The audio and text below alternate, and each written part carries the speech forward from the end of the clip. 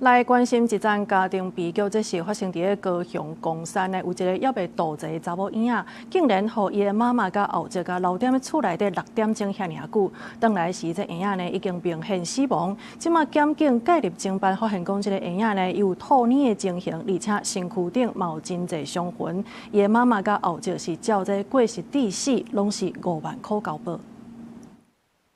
救护车随赶到高雄公山的威仁路段，31看年迄天下晡4点外，伊119接到通报，讲一个不到1岁的查某红婴仔，互家己留伫厝内，等妈妈转来的时阵，已经无喘气、无心跳。警方目前已由鉴识人员完成基证采集，并积极调阅监视器，以厘清案情，同步通报社会局进行查处。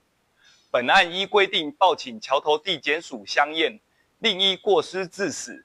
报由检察官指挥侦办中。查某红婴仔经过抢救嘛是过往，检警初步发现伊的喙内面有液凝的情形，身躯顶嘛有一寡伤势，目前已经介入调查和验尸。查某红婴仔的妈妈解释讲，迄天含因人去外县市的收容所领养狗，厝内人无用到照顾，才留当伫困的查某红婴仔伫厝6点钟。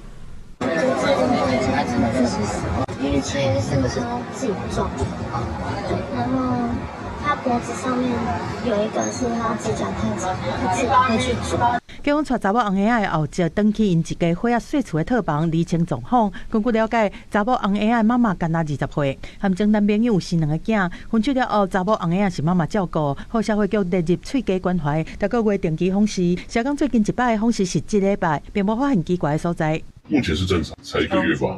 然后但我都有去做那个查证啊，他们的不管是前科什么都是正常的。查某红婴仔妈妈和后叔伫审后拢以过失致死罪，各以5万块来交保。红婴仔的伤势安怎造成？敢有防苦毒？检方会等正式的鉴定报告出来以后厘清。记者综合报道。